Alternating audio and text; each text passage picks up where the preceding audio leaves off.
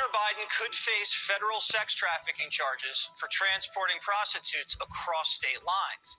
Documents and videos obtained by the Daily Mail show Hunter paying to bring the hookers hundreds of miles to his hotel. This all happened during a 5-month, $30,000 sex binge where Hunter wrote false checks disguised as medical payments to pay for prostitutes.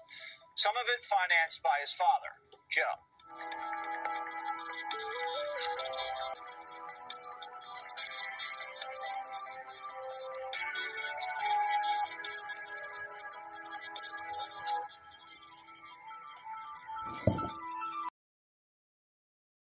Back in 2018, while Hunter was staying in a swanky $700 a night room in New York, he was looking for a good time, so he hit up his go-to supplier to see what girls were available. Moments later, Hunter's buying 3 tickets for prostitutes on Amtrak. Ironically, it's the same rail line his father rode to work on. The girls sent videos of themselves on the train to Hunter to let him know they're on the way. And once they arrived there was an orgy which Hunter filmed. Of course, because there isn't a crime Hunter hasn't filmed. So by paying to transport escorts from Boston to New York, Hunter may have violated the Mann Act, which makes it a felony to transport individuals for the purpose of prostitution.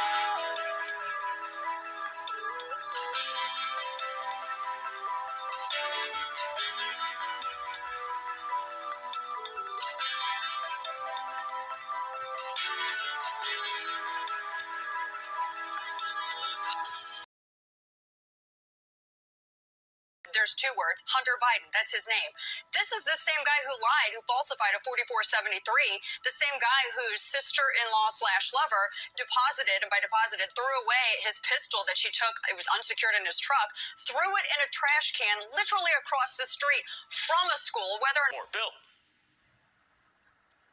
And Neil, good afternoon to you. Late last week, you'll remember Texas Governor Greg Abbott authorized the Texas National Guard and Texas troopers to not just detain illegal immigrants, but also return them to the border, to the ports of entry. We have just witnessed the beginning of one of the first instances of this happening. These 2 buses right here are Texas DPS buses. They are full of illegal immigrants right now. Take a look at this video we just shot about 15 minutes ago as these buses were loaded up. This was a group of predominantly single adults as well as family units, about 75 migrants in total here who had just crossed over illegally into this private orchard here in Eagle Pass. Texas troopers were here.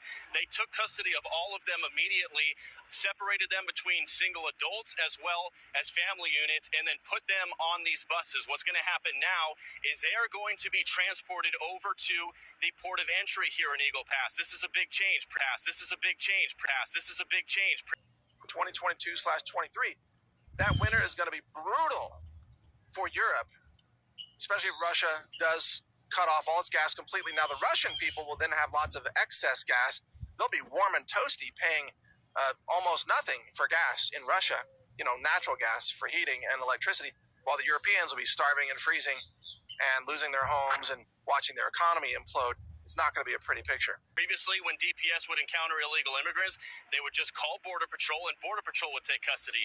Texas Governor Greg Abbott is fed up with what's happening down here, so he is cutting out the middleman. He is allowing his Texas resources to take these illegal immigrants and physically return them to the border, to the ports of entry here on the U.S. side of the border, and that is what is happening right now as we speak. Why is he doing this? Take a look at this video we shot over the weekend here in Eagle Pass. Massive numbers of migrants continue spilling over the border here in Texas day in and day out. You are looking at video of a single massive group of approximately 300 that crossed over on Saturday in broad daylight. These scorching temperatures, 108 degrees when we shot this video. It's 109 degrees as I'm speaking to you right now, but these were single adults, families coming from all over the world. It happens at nighttime as well. Take a look at this video we shot last night as we embedded with Texas DPS troopers on private ranches in Kinney County looking for illegal immigrants who were sneaking through the brush through these private ranches. Texas DPS troopers tracking footprints, backpacks left under trees. Within a matter of moments, we find this group of 6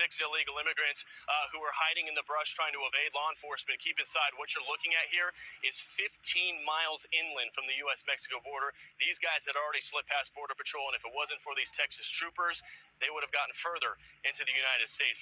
So the bottom line in all of this, whether we're talking about domestically in the U.S., the deliberate explosions, the arson, the sabotage of food facilities, sabotage of energy, takedown of diesel, all of that. Or we're talking about Europe, which is losing gas and has previously dismantled its own energy infrastructure.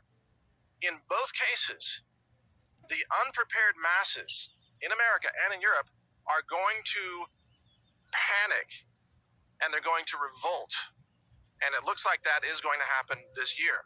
Now, of course, the Democrats want a panic. They want a national emergency before the midterm elections because they want a reason to stop those elections. They want to be able to declare an emergency.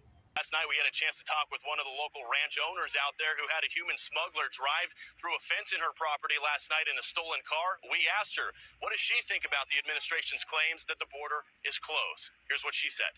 Oh, that's a joke. I mean, they ought to come down here and fear for their lives. I mean, and they're not staying here. I mean, they're coming through my ranch because they're headed somewhere else. They're not staying in Kinney County. But the border's not closed. They're pouring across every day. The border's not closed. They're pouring across every day. And say, oh, we can't, we're going to have to delay the elections just so they can stay in power. Because Biden is so unpopular, such a disaster. And the Democrats are also a disaster as well.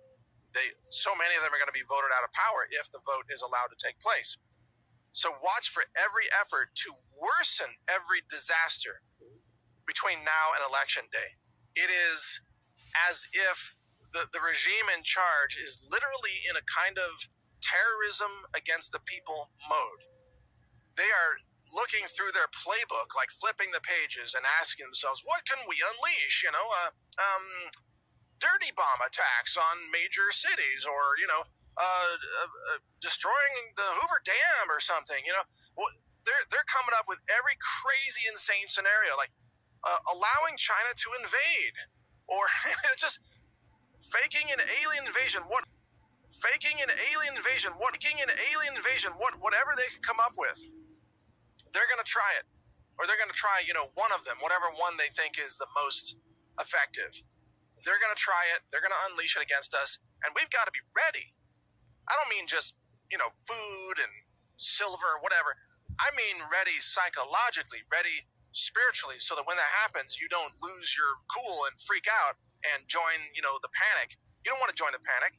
There's a lot of people that are going to panic. There's going to be massive uprisings in cities all across Western civilization. I mean, Sri Lanka, like I said, is the canary in the coal mine. What's happening there right now is going to start happening in America and in the UK and in Germany and so on in the months ahead.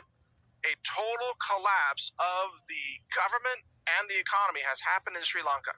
A total collapse.